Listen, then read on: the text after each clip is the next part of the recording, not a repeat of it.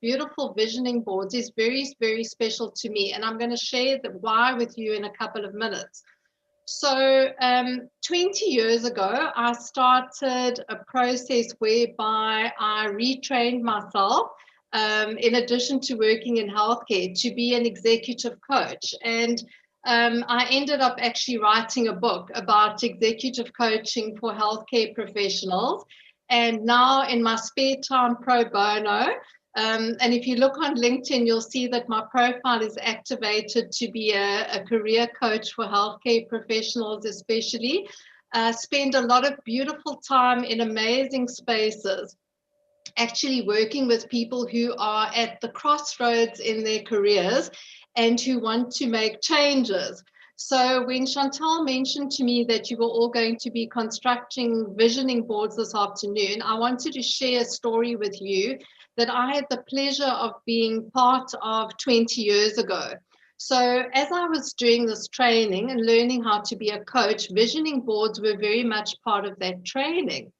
And I had the pleasure of coaching a young executive. She was a French-speaking lady who had married a South African, and she was going through a crossroads in her life as well as her career. She was very happily married, but when she initially got married to the South African chap who was from Durban, where I live, they had made a pact that every couple of years they would go back to France and then they would come back to South Africa. And you can imagine that in anyone's career, that is a very challenging time, because to pack up your entire family and go back to your roots and let one person give up their roots is a very difficult call to make.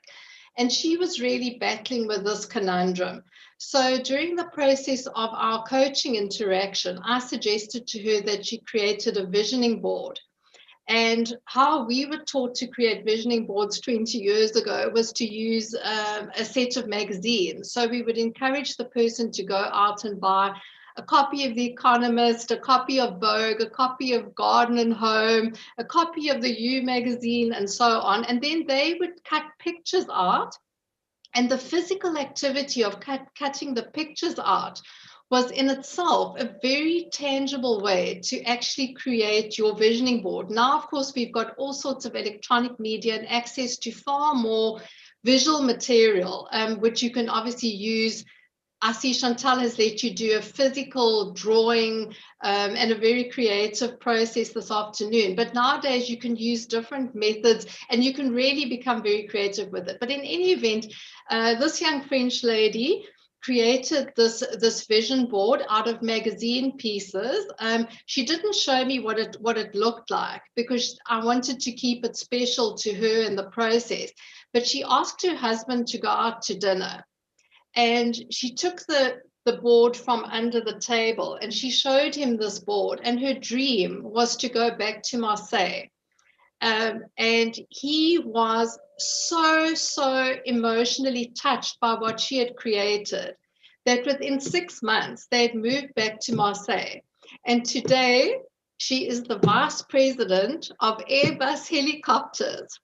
So just be careful what you dream, because if you dream it, you can certainly do it. So it's really my pleasure to inspire you all by starting with that story today.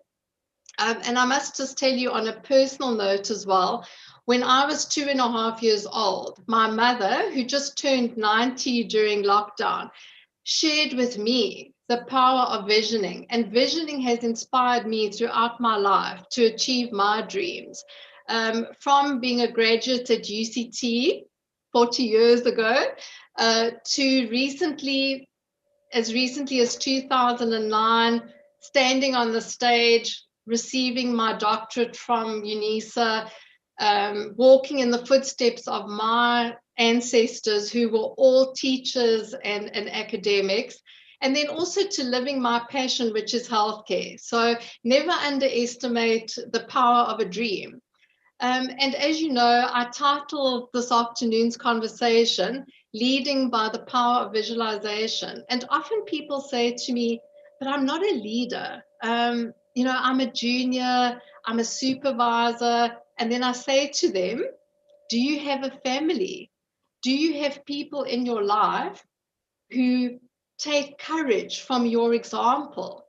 And that conversation in itself is a very, very powerful conversation, because we don't lead by our thought processes, we lead by our actions, and people are watching our actions every minute of the day. And your actions are having already in the immediate vicinity of your family, in your community, in your workplace, in your church, in your social setting, they are having an impact on others.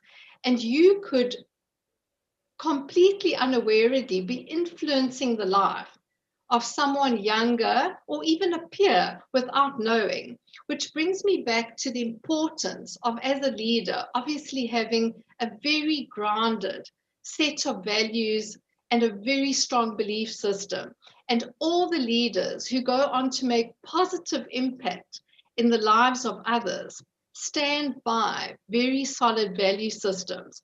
We've recently seen the outcome of the elections in America, and we've also seen how voters turn out en masse to stand behind the value systems of their leaders.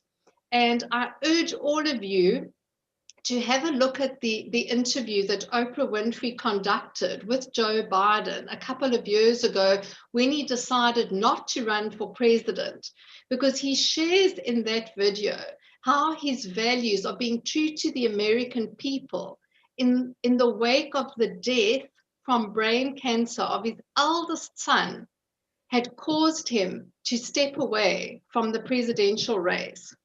And the story is so moving, because for those of you who don't know, when he was a young senator and he had just been elected to the Senate of the United States of America, he lost his first wife and his two daughters in a car accident as he was being elected. So it's a very interesting exercise in how being true to your values, even in the face of adversity, stand you in such powerful stead. So, as I've said to you all, you are already a leader in everyone's life. You have the power to change anyone's life, no matter at what stage or at what perceived status you may see yourself to be. And as an individual, you can create meaningful and positive human impact right at home. So I'm sure all of you, or most of you, have children. And of course, we conceptualize that we are providing and being good role models to our children. But that's where leadership really starts. It starts in the minds of your little person, who may only be a baby saying mama or dada at this stage, but they are watching everything that you do, and they're learning from your example. And then, of course, it's also demonstrating integrity and authenticity in everything that you do. And this, of course, is far easier said than done. And I'd like to just pause for a moment and just ask one of you, just by raising your hand, of course, to just share with us if there's been an opportunity in the last day where you've had reason to really show what your value system holds true for you, and whether you've been able to act with integrity. Would somebody like to share? I'd love you to share. Please, could somebody share?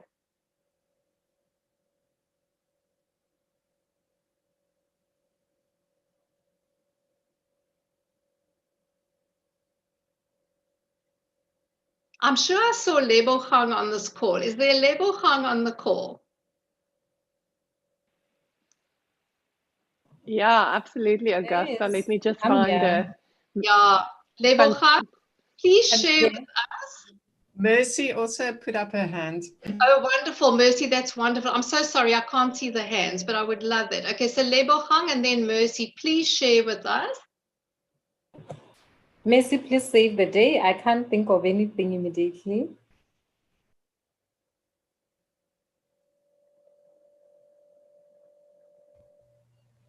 Can I go then?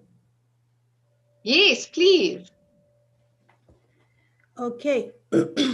Last week, one of our colleagues in our class, our university class, we were a small class of 25, and one of us passed on. We learned through social media that he had passed on. So we came together, and because the burial was planned over a very short period, most of us were able to we just contributed some money to pay up the medical bills and then have money for the burial preparations. So when I asked my colleagues who would be willing to go, most of us just said, I'm busy, I don't have time, I'm traveling. So I said, let me go. In my mind, I said, let me go. So when I went home and informed my spouse, he didn't want me to go because he felt it was Corona time and it was not the best time to travel. So we had a discussion. I wanted to understand why, and I also made him know why it was important for me to go, not only to represent the group, but to say bye to somebody who had made an impact. And true, the gentleman, his name was Jack, didn't just make an impact to me when he was alive, but even during his death. Because one of the things which became very transformational and was brought into focus was that he lived his life to the full. And that really challenged me. While I had it in my mind, I came back a very changed person. But I was also very happy that I would go for the funeral and represent my group, which was very happy that they were presented. So that really, it focused me to begin to think every day is a day to live to the full and live in the present, because you just don't know. Thank you. Wow. Sure, Mercy, thank you for sharing. And I'm sure for everybody in the room, the value of education in a family and in a community just cannot be underestimated. And the fact that Mercy went and represented the class would have meant the world to Jack's family. And yeah, we really underestimate the value that people place on education. So yeah, thank you for sharing. Thank you for sharing. I'm sure that brought so much comfort to the family. Ben, I want to just chat to you all about another aspect of leadership, which certainly based on what Chantal raised a little bit earlier, has become more and more apparent now during COVID. And the Harvard Business Review documented in 2018 a really, really good piece called Absent Leadership. And we've seen now during COVID where absent leadership starts to really raise its ugly head. So how does absent leadership play up? So it plays up again in a space where someone is appointed as a leader, but they don't show up. They don't show up. They hold the title, they enjoy all the benefits, but they don't care. And it comes to the fore in situations also where your leader could be saying to you very superficially, but fairly regularly, oh, you're doing so well, your work is excellent. But then for the rest of the time, they are silent. There's no feedback. They don't take your calls. They respond to your email once in a blue moon, if at all. And this is, yes, okay. So Tessa's saying being there. Okay, so very, very relevant. And I'm going to start research next year on this exact topic. And I'll make sure that I include all of you in that research. Professor Cecile Herwell, who works with me a lot at UKZN, she and I collaborated on a paper during lockdown on collaboration. And you find that the absent leader also doesn't, oh yes, Patrick, by the way, absent leaders love to micromanage, but it's all by remote control. They won't actually engage with you. So the features of the absent leader are diametrically opposed to the leader who expresses care, hope, and creates an environment of love and joy. Now, Chantal and I have had some beautiful conversations about love and joy. And I'm sure you will all share with me the sentiment that Chantal is absolutely an expert at creating love and joy and inspiring people. And this is exactly the opposite, I beg your pardon, of the absent leader. So if you have to have a chance, have a look through the Harvard Business Review editions. LinkedIn recently reposted this article, and it makes for fascinating reading. But how it transposes onto oneself as an individual, no matter how senior or junior you may be in an organization, is that you start to feel that you are not part of the organization. Your value system starts to fight with what you perceive to be the values of the organization, and you start to find that you also don't identify with the purpose of the organization because the leader, him or herself, is absent. So during this time, we have seen numerous examples of organizations where the leader is truly absent. And in healthcare in particular, if you just cast your mind back to what has even been reported in the popular media, where collaboration would have been lacking and the leader would have been absent would have been particularly in hospitals where personal protective equipment was not provided, particularly in businesses where this was not provided. And people would have said, oh, I can't afford it, sales are down, turnover is down, we're really in a difficult position. We just can't do it. Please, will you just make a plan and provide it yourself, etc. So you start to see the symptoms of this presenting. You also start to see the symptoms of companies that have claimed for TERS, for the emergency relief payments, keeping those payments for themselves. I've heard of numerous examples which are well documented in KZN in particular, where people have really just used those as savings and said to people, oh, well, the payment hasn't come. So we've seen the worst of humanity during this time. And of course, we've also seen the best. And I'm sure that you can relate with all of those situations. What we've also experienced, however, during this time is people really facing up to their individual leadership roles, whether those were at home. And I won't take a sales pitch now and criticize all the husbands who didn't help at home because my poor husband was really taking strain. He said, I just wish that our housekeeper could come back because I'm not good at doing floors. And he went out and bought new cleaning equipment for the floors, and he actually really had fun with it.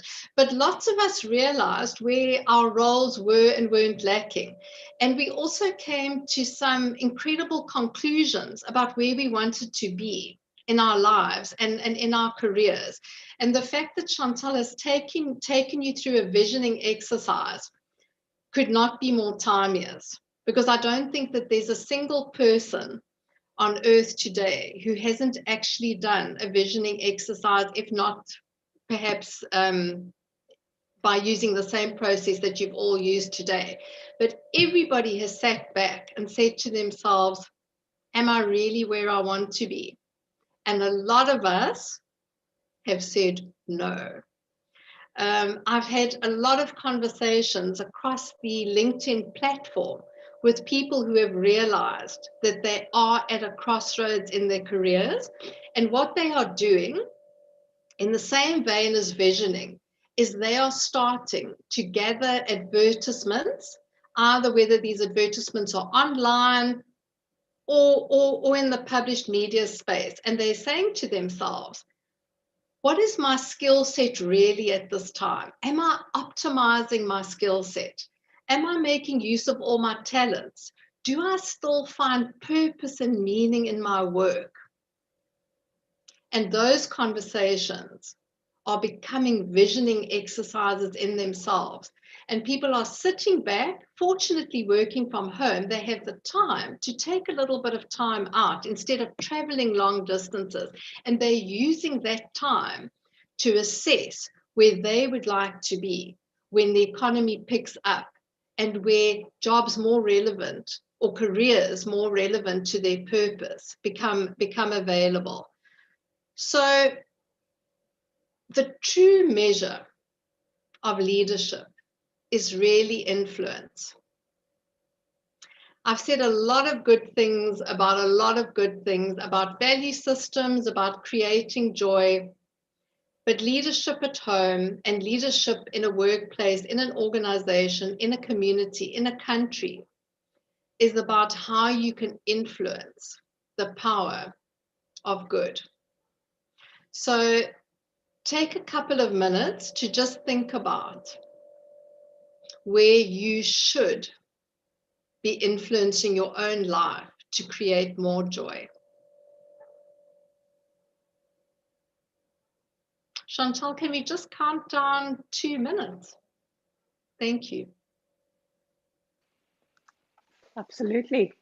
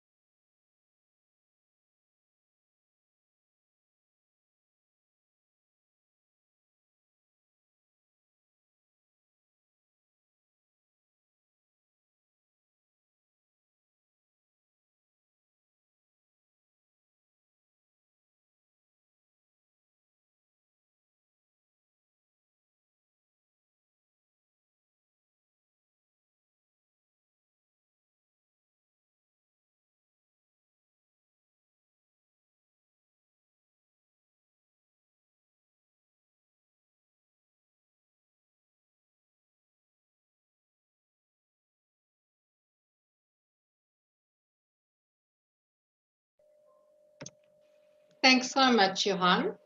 So, Arshad, I'm going to ask you if you wouldn't mind sharing your thoughts with us on that question.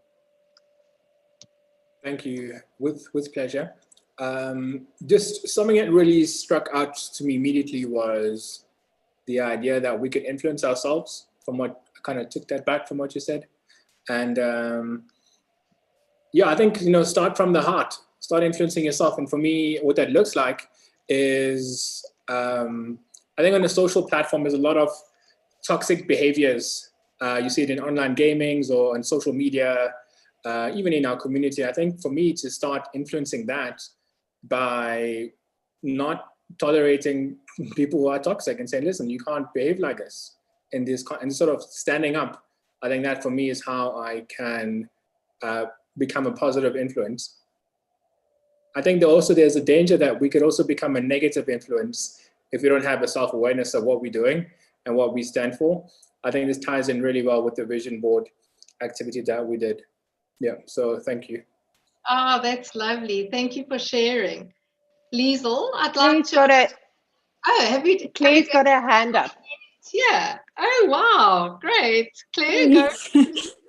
Sorry, no. So just while you were talking, it triggered for me, and it's something I've tried to do on an individual basis, but you feel like it's never enough. The NGOs during COVID that helped feed people that weren't supported by food parcels and things like that was phenomenal. It's really encouraging to see the amount of people that care, and even just the amount that in your individual capacity, it might not be a big thing. It might be giving water to people at the robots or things like that, that you're able to, I won't say influence, but you can be kind, and it makes people feel like human beings. So that was quite, as I say, the NGOs were very inspiring. Oh, that's lovely. And we all remember those long snaking queues of people just desperate for a meal. Yeah, yeah. And those were yeah. the lucky guys that got. Yes, yes. Thank you. That's lovely. Claire, thank you for sharing. Liesel? Sure. Hi, Augusta. Happy to share. So I'm in the middle of my vision board, and I told the team earlier I had the theme of I inspire, and this really goes together with the influence. It's about how you inspire or how you influence for me. And I think something that I'm reflecting on is it's different in different situations. So in the family situation, it's more about inspiring or influencing with care. Whereas I think, especially for myself and my personality type in the corporate environment, it's more about influencing more diplomatically, bringing people along with you rather than imposing your thoughts and imposing your standpoint. So yeah, I think definitely a lot to learn about the influence piece, and it's a big piece of my aspirations, I guess, as well. Oh, thank you so much for sharing. Is there anyone else who would like to share? Okay, all right. No, thank you to the three of you. You know, visioning boards are so powerful in this journey. I just can't tell you how important they are. And what the experts recommend is that you actually do one for every aspect of your life. So for those of you that are familiar with the Buddhist wheel of life, the Buddhists have a spectrum of assessment that they use to determine how much growth still has to happen in a particular area of their lives.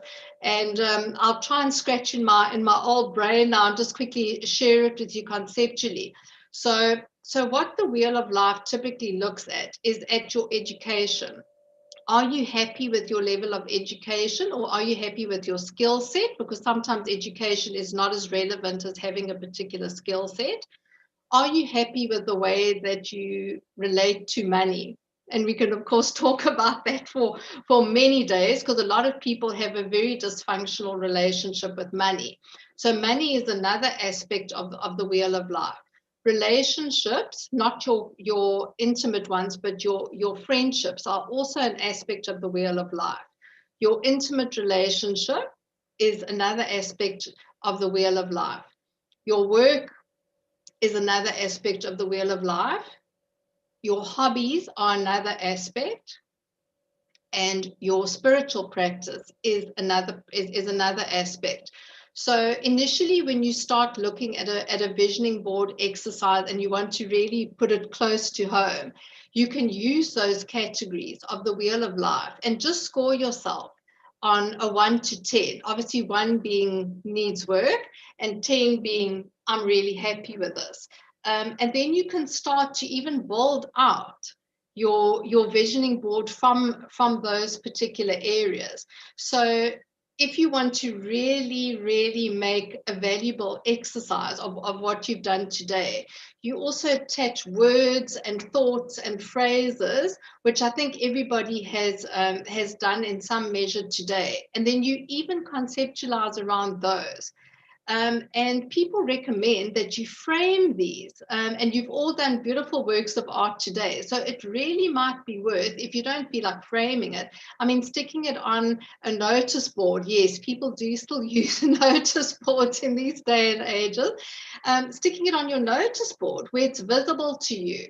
and then changing it, because obviously things change and you think, oh, well, I was having a moment on that day, and that's really not relevant anymore, and perhaps this is more relevant. But to look at those messages regularly, and to read them over is a wonderful exercise. And if you some people prefer journaling, which is another way of visioning, but to look at these over time is actually quite profound, and it can show you how you've made incredible progress in your life. But let's not make it all rosy. There are also things in this exercise that hold you back. So it's fun to sit and do the visioning exercise, and oh my word, it looks absolutely amazing. I'm going to be the president of South Africa in 5 years' time, and this is how I'm going to get there, and there's nothing stopping me except myself. And the role of a leader is also to identify what your shadow side is and which aspects of yourself are self-limiting beliefs. So for those of you who are not familiar with the concept, I'll just explain briefly. Self-limiting beliefs are things that you've taken on board, which don't exist, but which you firmly believe to be holding you back. And sometimes you may also not be aware of them. And this is the beauty of having conversations such as the one you've just had before I came on the call, is that you start to see the joy in possibility.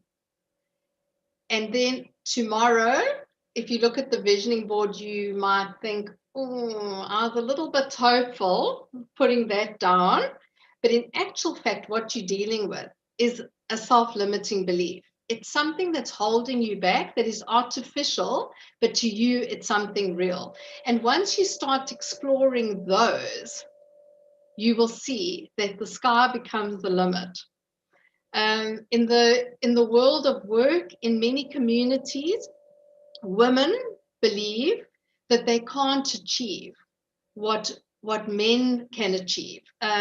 And if you look at some very good work that's been done with Mala Yousafzai, who won the Nobel Prize at the age of 16, you'll see how she talks about how in the Pashtun Valley in Pakistan, which is so remote and pretty much inaccessible, she's fought against self-limiting beliefs that are imposed sometimes culturally, but sometimes just within families on women, and how she's fought to change that. And as you know, she's now studying towards her master's at Oxford University in the UK. So let me just give you a couple of tips in closing for designing your future, because one does tend to get stuck. Make it your business to look at something in your sphere of interest every single day. If that's a new job, look online for a new job every single day. If you want to work in an NGO, look at SangoNet every single day, look at the job ad and see what catches your fancy. And even if the job title doesn't match what you're doing now, go into the detail and see if your skill set with a little bit of adaptation cannot bring you to a new joy where you may want to be. Similarly, if you're looking to develop yourself, don't throw the baby out with the proverbial bathwater. Look at all the beautiful online courses that are offered. And I know Chantal offers courses on Udemy because I've seen them there. I'm a great fan of Coursera, Udemy, LinkedIn Learning, etc. Build your skill set in real time. You don't have to go to university and take on a massive degree that may not even provide you with a better skill set than what you have now. But there are little wins that one can make every single day that will build your visioning journey and create for you a stronger role as a leader in whatever space that may be. Thank you, everybody. It's been a pleasure. So let's give Augusta a hand. Thank you so much, Augusta. I needed to hear those messages today. I feel like, you know, I organized you to come and speak to the participants, but you kind of spoke to my heart. Let's get an idea. Anyone has questions for Augusta? Anything that you're wondering about, where your curiosity has been piqued? Let's just quickly, let me scan. Any questions? Welcome to pop them in the chat. Arshad? Yeah, I have a challenge. I just want to pick your brain on this. And it's quite a big challenge that I face.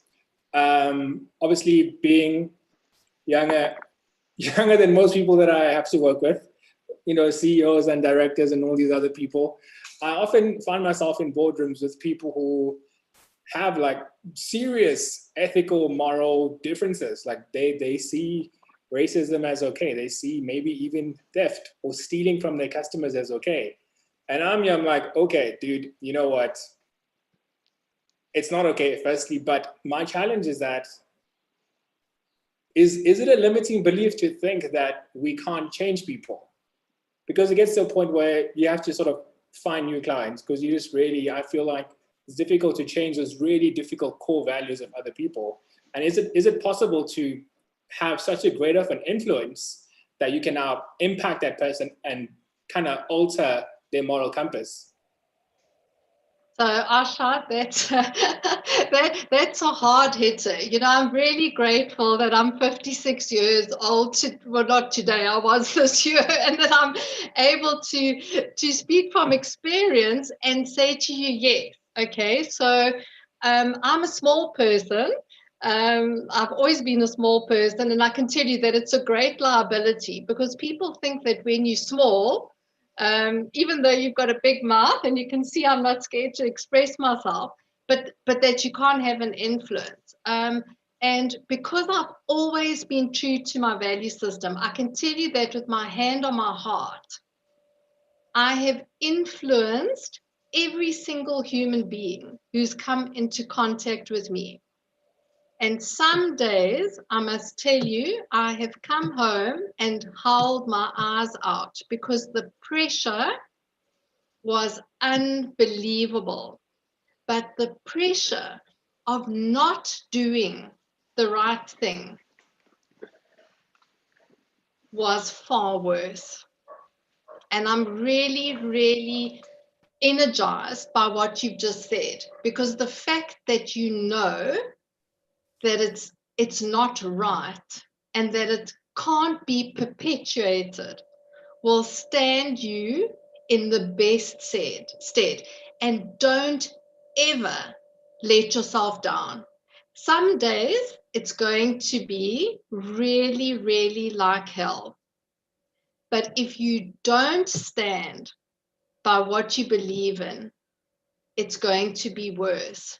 And you know, I was having a chat with a colleague recently, a very senior colleague who's on our Exco team on Friday evening, and he was telling me about a moral challenge that he was facing.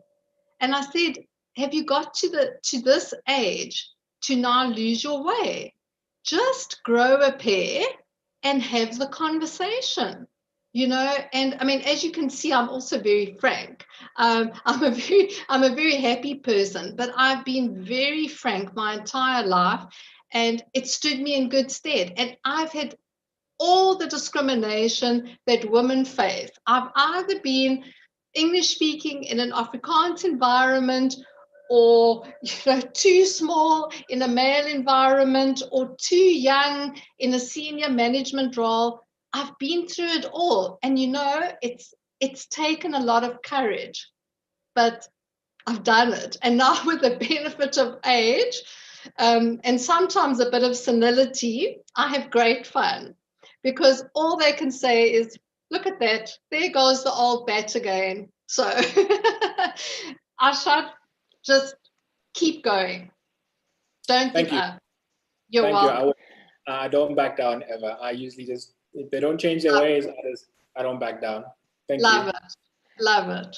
Arshad, I wanna add a piece to that conversation, and then Juliet, I'll come to you. So I think, one of the things that we especially see in corporate environments is, people don't protect their values. And when you talk about a toxic culture, and we're going to get to a culture piece tomorrow, when we talk about a toxic culture, typically the fear is high, and typically people are not willing to defend their values. They just let things slide. And I think that's one of the things that, if there's a ton of pressure in terms of business, in terms of income, sometimes, you sit with clients that do bad shit and you actually don't want them on your books. And, my Brand Love team will tell you, especially in the early days of Brand Love, one of the things we fired clients who were doing unethical things that we didn't agree with. And the conversation with my team would go, Marley, we're not going to have good coffee this month. We've got to buy coffee at Macro, because we're letting clients go. Now that we're in a much more mature place in terms of our business development, we choose the clients we work with. So, I think there would be space for us to kind of continue this discussion. But I think once you collapse your values, or kind of let your values slide because you want to give great client service, or you want to be popular, resentment sets in. All right. And I've been there, in terms of setting some boundaries. And Marley always says, like, she's a big Brené Brown fan. And she says, rather take the unpopularity now, a moment of discomfort, than a lifetime of resentment. And I think, even going back to Augusta's point on careers, and then I'll come to you, Juliet, you know what? You don't necessarily need to go and look for another job, but you need to potentially negotiate another job with your manager, because you in this course, because you want to improve the lives of customers. That's the road less traveled. All right. So this week's going to be awesome. But once you leave this course, things are going to really get hard for you. And part of why we're having these discussions is that so you are prepared, because you're choosing to do really tough things. And if you're not happy with exactly where you are right now in your career, I never asked what I needed, and therefore I didn't get. Now I'm very clear about what I need. And sometimes I negotiate with myself very hard, and it's highly unpleasant negotiating with myself. I'm full of shit. But I can tell you, once you're clear on what you want, you need to go and get it and own it. Juliet, let's hear from you. Thank you, Chantal. And I always admire how you're so clear on the things that we should do. I love your advice always. Now, Dr. Augusta, I'll take a different tangent. I know you have background. Your background is in health services, right? And in health services, there's a lot of empathy there, right? Because people deal with you're dealing with people who are sick, who are in pain, and there is a lot of empathy required for you to do a good job. But I feel there is also a place for empathy everywhere else in business, in how we deal with our customers, how we deal with our employees. And I think that is a topic that really has not been discussed a lot. I see, especially just recently, I was reading an article of how lending companies that give out loans, how they harass the clients, especially now during the COVID season, where finances have gone down, people are really struggling to pay back their loans, and people are even struggling to bring food to the table for their families. But the lenders do not really care about that. They just want their money back. So I feel there is a place for empathy in every other aspect of business, in banking, in financial services, in insurance especially. And I don't know if that's a topic you'd probably want to venture into and see how maybe we can help the world. I'm passionate about that. How we can help the world to incorporate empathy in every day and every job and every activity that they do. Juliet, I think you've said you've said an amazing. Sure, you've made some amazing statements. And you know, while you were speaking, I was thinking about the advertisements that run at 3-4 minutes to 7 before the news every day, and how those advertisements sell products to people who really need empathy in the situations that they would be facing should they need to use those products. And I'm talking about people who sell legal services, who sell hospital plans, who sell funeral plans, who sell medical malpractice insurance, etc. As well as the banks, because as you were speaking, you know, the "how can we help you" came to mind, and that particular bank hasn't done very well during COVID, and I'm sure we can talk about many others. But empathy is absolutely key to the growth and the sustainability of an organization. And you all know that. You all experience it every day.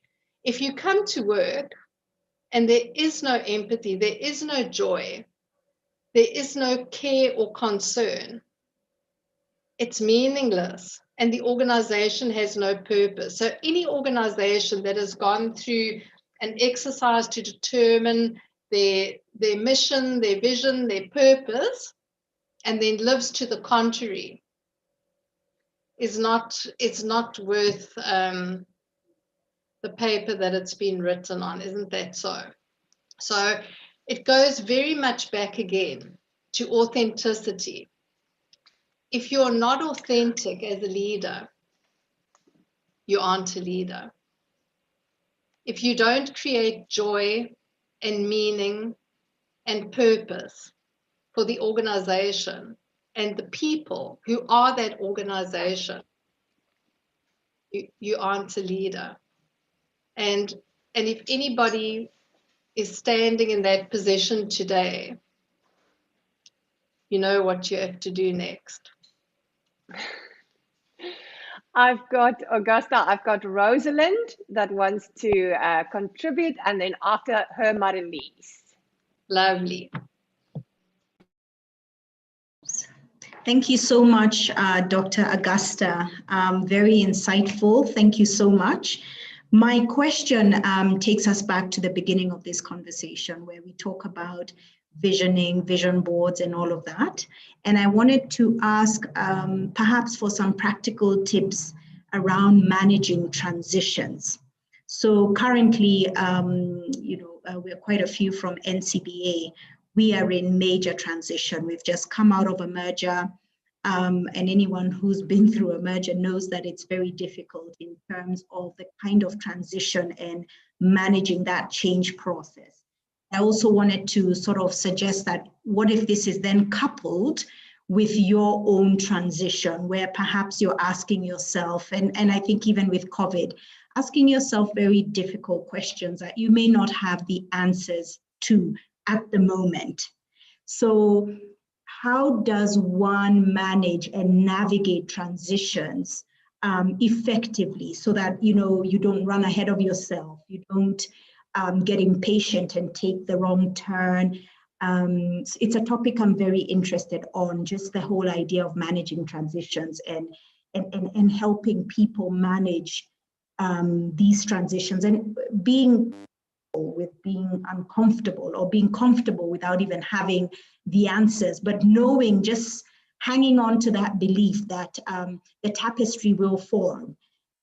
Maybe not right now, maybe not next week or next month, but it does come together. Could you speak a little bit to that? Oh, it's my pleasure. So, Rosalind, thank you for yet another great question. I must say, Chantal, if I'd known it was going to be this vibey, I would have gone to sleep at 5 o'clock last night instead of 7. No, really. Jokes aside, Rosalind, it's a brilliant question. I've changed jobs 14 times in my lifetime, and what has really worked for me is doing the research. So when a company merges or you join a new company, the first thing you have to do is get as much information about the situation as you can. And thank heavens for the internet, because now we can pretty much find it all online, whereas previously you had to go to a library, you had to leave your home, etc. So knowledge is power. Don't let anyone tell you differently. Knowledge is always power. So in the beginning, in a transition, you have to do the work. There's no easy ride unless you are able to memorize thousands of pages every day. You have to put in the extra time. And what I've always done is I put in 2 hours extra every day. I do read quite quickly, so I have a little bit of an advantage.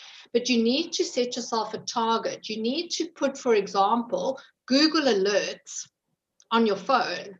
So if you have moved from company A to company B, or company A and B have amalgamated, there will be information coming available, and it can even be about the share price if that company is listed, and there will be SENS announcements about changes in the share price, sales of shares, etc.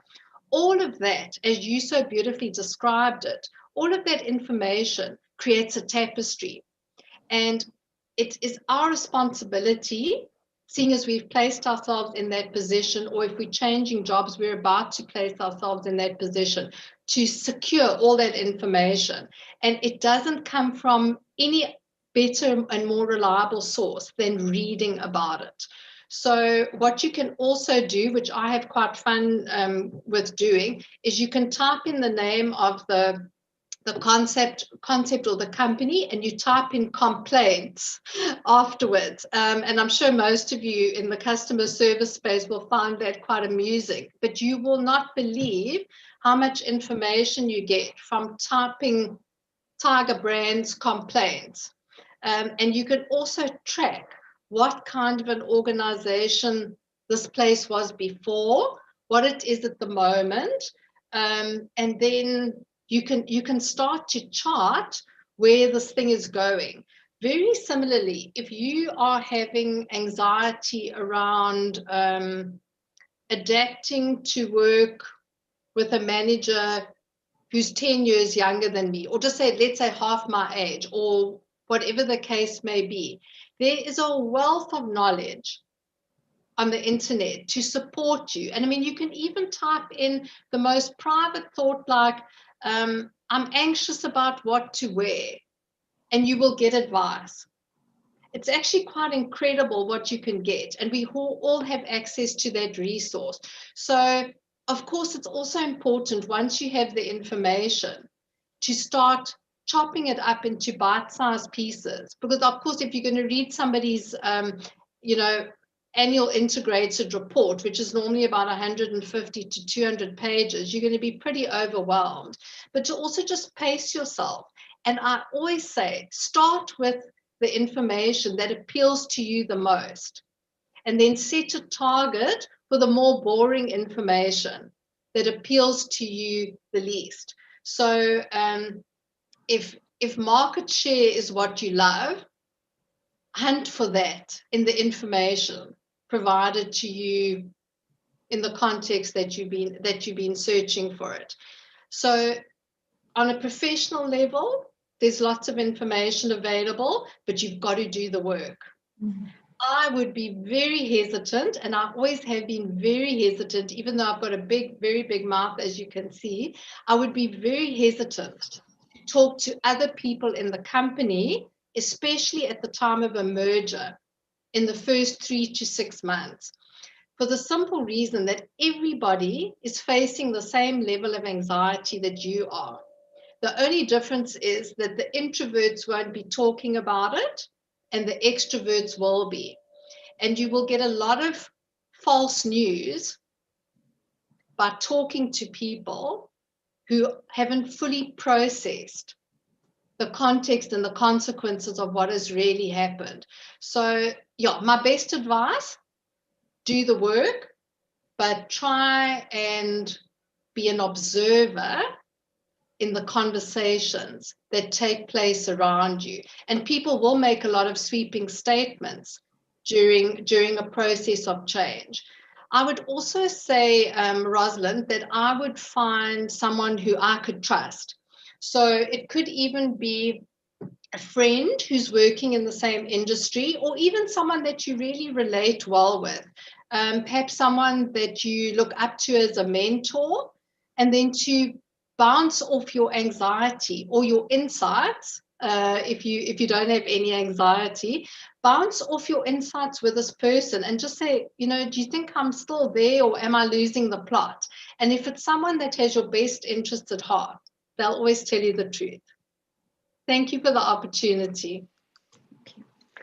Augusta, I've got one thing I want to throw in there. I think especially your mention of absent leadership. I think very often restructuring mergers are dealt with in a way where the leaders go silent and absent, and the vision is not clear. So, you know, when the vision is clear, I think people, it's not that people don't like change. They don't like being forced to change. And sometimes in restructuring and mergers, I worked for a corporate that said, like, every 5 years, they said, okay, put on your safety belt. We're heading into a restructure, because they expected those cycles of uncertainty. And I think, Rosalind, just from my side, when the vision is clear and the purpose is clear of the merger, and the leaders aren't absent, they're actually owning that change and leading the change, you know, pulling people towards the vision, then the change in itself is not that scary. But I think change is scary when leaders just are absent, and they're not clear on how to lead through that change. And we've got a lot of organizations at the moment, people that are attending this course, that have either just had a restructuring or are heading into a restructuring. And I think it's about, you know, even at that time, just having those honest conversations. All right, Marilise, I will give you a chance. Sorry, you waited quite long. I'll give you a chance, and then we'll start wrapping for the day. Thank you. Chantal, do we have time? I'll be quick. Go for it. I'll be quick. Go for it. Augusta, thank you. Amazing energy that you bring to this topic. I was getting all excited about a word that I've heard a few times as you were speaking, and it's the word meaning. And I think this is just me sharing my excitement about that, and how we as leaders help to unlock meaning for employees and colleagues in the workplace, but also for our customers. And I think it's a comment that I would like to make, and maybe hear your thoughts on this, is that as a result of COVID, our customers would expect more meaning from us as companies. I think from an employee perspective, that is a given anyways, but our customers would expect meaning in the solutions that we offer them. It's no longer just a product. And I think for me, it's a positive thing, because it's something that I'm passionate about. So unlocking meaning for teams and for customers. And I think COVID is a great catalyst for us to do just that.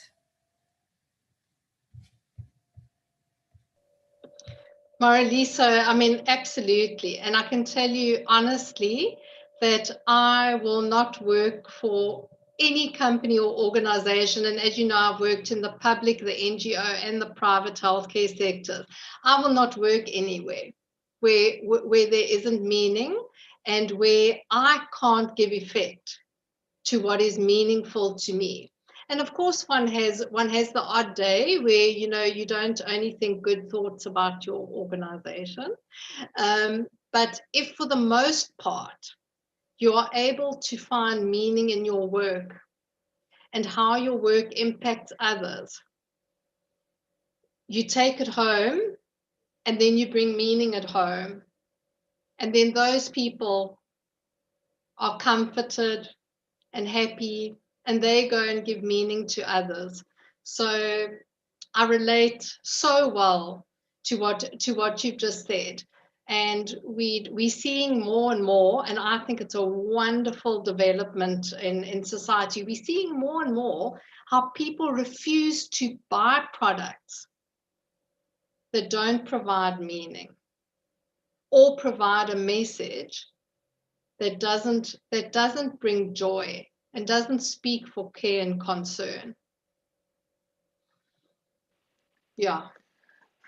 Fantastic. And what a wonderful note to end on, this note of meaning. So tomorrow you are going to get your branded case studies, and you are going to have a look at these brands through a magnifying glass to see what are their promises. Are they meeting their promises? Do they have meaning? Do they have purpose? So tomorrow we are going to step up the energy. Tomorrow, now that you've got the foundation and the tools, tomorrow you're going to work quite hard. So get a good night's sleep. Go and upload your assignments. And I want to end off with saying thank you, because you give my team meaning. You make, our lives worthwhile in showing up. I want to say thank you very much to the brand lovies. I want to say thank you to our alumni coaches for giving your time so generously, for giving your love. I want to say thank you to Dr. Augusta and Sonia, our lovely, lovely speakers for today. And I'm going to ask you, I want to play you a song. It's a Sia song. I'm a big fan of Sia. And I'm going to play you a song, and I'm going to ask that you check out with one word of how you feel after day one in the chat. And once we close off, I will be around. So Liesel, I'm gonna help you find that assignment. All right. So if you're willing to just stay on after we close, I'm gonna show you where to upload that assignment. All right. So let me quickly play you out with one of my absolute favorite songs.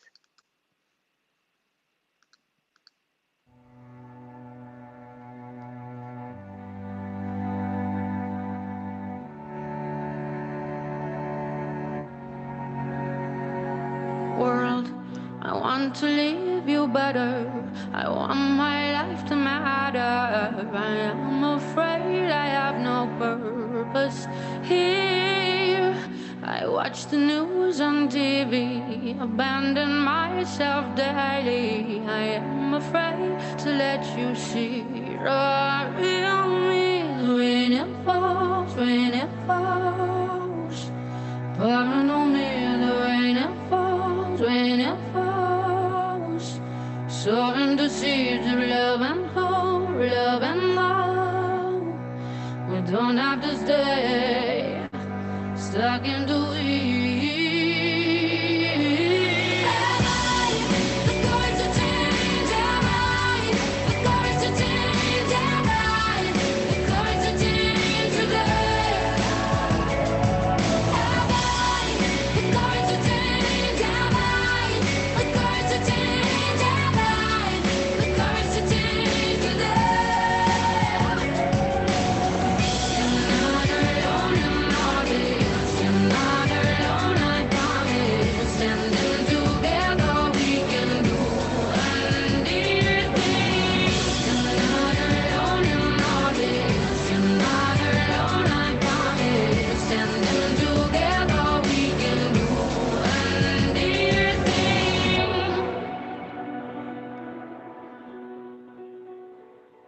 World.